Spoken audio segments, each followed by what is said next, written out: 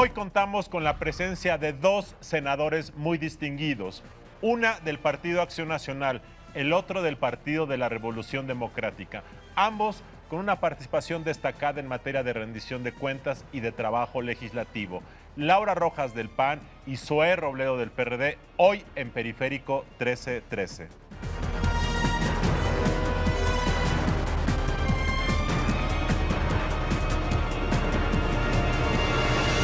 Laura y Zoé, gracias por acompañarme en esta discusión sobre la agenda legislativa del nuevo periodo de sesiones del Congreso. Muchos dicen que ya el Congreso cumplió lo que tenía que cumplir, que ya esta es la época electoral y del pleito entre partidos, pero yo creo que no. Yo estuve revisando las agendas legislativas de cada grupo parlamentario y hay muchas cosas. Yo quisiera platicar en este programa sobre varios temas. El primero que quisiera tocar es algo que ustedes han sido protagonistas, que es la agenda anticorrupción, que ustedes fueron protagonistas centrales de la legislación, que en mi opinión es una muy buena legislación, a pesar de toda la confusión semántica que hubo de que la 3 de 3 no pasó, de que los partidos otra vez nos engañaron. Yo creo que es una legislación de clase mundial y gracias a que gente como ustedes la impulsó. Pero ahora falta los nombramientos de ejecución. ¿Qué viene en este periodo de sesiones en materia anticorrupción, Laura? Bueno, viene una parte fundamental, que es la elección de las personas clave que van a echar a andar el sistema anticorrupción y las leyes que hemos aprobado recientemente. Entonces, es una etapa muy, muy importante, crucial.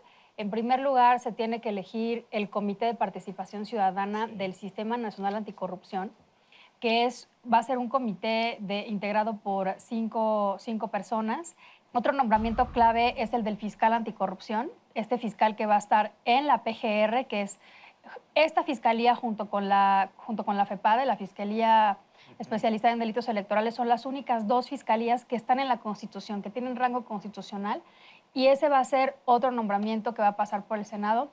Y por último, la ratificación del secretario de la Función Pública, que en este nuevo modelo de diseño institucional anticorrupción, ahora ya no va a ser un nombramiento exclusivo del presidente de la República, sino que sí lo va a nombrar él, pero tiene que tener la mayoría de votos, mayoría calificada, de, esto es 2/3 partes del Pleno del Senado de la República. Zoé, ¿tú crees que haya condiciones políticas para que cumplan con estos nombramientos? Al menos en esta primera parte, hay otros, pero sí. ¿Habrá las condiciones para ello? Mira, yo creo que hay que recordar que el Senado hoy sigue siendo el único espacio de deliberación y de pluralidad política en donde el gobierno no tiene mayoría. Entonces, nuestro gran reto es hacer valer ese contrapeso. Y ese contrapeso pasa justamente, bueno, recientemente hubo cambios en el gabinete y uno de los que hubiéramos querido escuchar es cuál es la propuesta del presidente para el secretario de la Función Pública. Tenemos que hacerlo. Creo que si nosotros fallamos en la parte que tiene que ver con presionar al Ejecutivo para que emita sus nombramientos, ya los mencionó Laura, el secretario de la Función Pública, pero también hay 20 nombramientos de todo el Tribunal de Justicia Administrativa, de las diferentes salas. Son 20 propuestas que nos tiene que mandar el presidente y yo digo que ya el reloj está sonando. A partir del 1 de diciembre lo pudo haber hecho. Ojalá lo haga pronto. Además, hay otra parte que es una agenda interna del Senado de nombramientos que nosotros vamos a tener que hacer. Ya los ha mencionado Laura, el comité que seleccionará al Consejo de Participación Ciudadana, etcétera. Yo creo que tenemos que hacer un esfuerzo porque el Senado siga siendo relevante. Que no pensemos que porque la parte legislativa más fuerte o la que tuvo que ver en su momento con el Pacto por México terminó, hasta ahí llegamos. Creo que tenemos que ver, por ejemplo, en el tema de anticorrupción, toda la agenda que la sociedad civil ha llamado el vamos por más. Ley de obra pública, ley de adquisiciones, ley de asociaciones público-privadas, la ley de archivos, que también es de las que nos quedó pendiente en todo el paquete de transparencia. Pero también entender que el Senado debe de asumir una responsabilidad en la implementación de las leyes que aprobamos. Y también de las que no aprobamos, pero sobre todo de las que aprobamos. Que si en la implementación o en los nombramientos hay algo que falla, pues el Senado sea la voz que lo diga.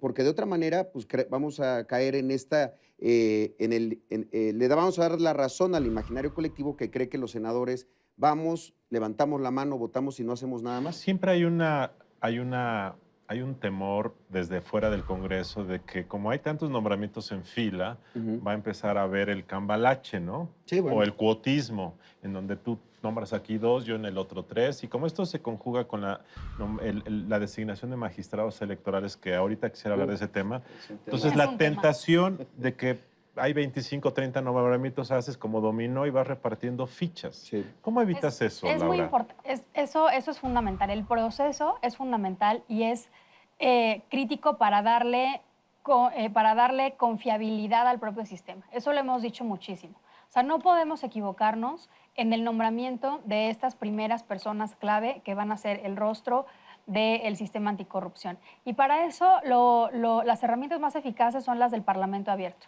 las reglas de Parlamento abierto. Ya hay un grupo de organizaciones de la sociedad civil, Fundar, Transparencia Mexicana, o sea, las que han estado, digamos, apoyando esta legislación, este sistema anticorrupción desde el principio, que están proponiendo ya metodologías basadas en reglas de Parlamento abierto. Este grupo de ciudadanos que fomentaron y echaron para adelante la legislación anticorrupción, ¿podrán ser parte de estos ciudadanos notables que participen en el nombramiento de este comité ciudadano? Bueno, el comité seleccionador, que así se le llama en la ley, que ese sí lo vamos a nombrar nosotros directamente. ¿Cuántos son 9? Son 9. A ver, nada más para que la gente nos entienda. Van a nombrar a 9 notables y esos 9 notables van a proponer a 5. Van a elegir a 5. Ellos los van a elegir Entonces directamente. ellos directamente van a nombrar a los 5 que son los que van a tener el comité ciudadano que va a estar supervisando que el Sistema Nacional Anticorrupción, las diversas instancias, hagan su chamba correctamente, ¿cierto? Así es. Sí, bueno, no de solo donde sale además el presidente del presidente. Sistema Nacional. Así es, Y correcto. este comité de participación ciudadana no solo supervisa, tiene funciones de control y tiene funciones hasta ejecutivas dentro del propio sistema, ¿no? Como de aprobar y participar en la elaboración de la política nacional anticorrupción, que igual y a ver si podemos platicar más a detalle luego de todas las cosas que va a hacer el sistema. Por primera vez vamos a tener en el país una política nacional anticorrupción que articule los esfuerzos que estaban, bueno, todavía dispersos de todas las instituciones y que esa política va a ser evaluada. Zoe, estas 5 ciudadanos que van a ser los vigilantes del Sistema Nacional Anticorrupción, ¿van a tener un salario? Sí, sí, al final de cuentas quedó estipulado eso. Y yo creo que fue un acierto, porque al final necesitamos que se dediquen a eso casi de manera exclusiva. Pero mi pregunta es, cuando tú les das un salario, ¿no los burocratizas y los conviertes en actores políticos? Mira, déjame revelártela con esta. Cuando había una sospecha de que se robaban los votos, se creó el INE, el IFE ciudadano. Y tú fuiste presidente del instituto. Le dedicabas el 100% de tu tiempo a la actividad. Tiene que ser así. Porque yo me imagino, en alguna conversación teníamos esta analogía. ¿Cómo se va a sentar en la mesa del Sistema Nacional Anticorrupción con los otros 6 integrantes del sistema? El fiscal anticorrupción, el secretario de la Función Pública, el integrante del Consejo de la Judicatura, el titular del órgano garante de transparencia, etcétera. ¿Cómo se va a sentar ahí, en igualdad de circunstancias, alguien que no tiene equipo, infraestructura y además una remuneración a su trabajo en igualdad de circunstancias? Y peor aún, ¿cómo vas a pretender que los coordine? Lo único que yo creo es que ha ocurrido en materia electoral, Sí. ha ocurrido en materia de transparencia, ha ocurrido en materia de derechos humanos, que cuando a un profesor universitario, un analista que es independiente, lo pones en una silla, en una oficina, le pones un chofer y le das un salario que antes no había tenido, le trastorna su sistema, su visión del mundo y lo haces capturable por intereses políticos. No pasa con todos, pero a veces pasa. Claro, es inevitable. Nada más, o sea, lo que a mí me gustaría es que jalaran a especialistas, hicieran su chamba 5 o 6 años y se regresaran a su actividad original. Sí. Y no se quedaran ahí ya en la política porque está bien divertida, ¿no? Claro. No, y yo sí creo que por eso este proceso de nombramiento, de lo que nos corresponde y después de lo que haga el comité seleccionador,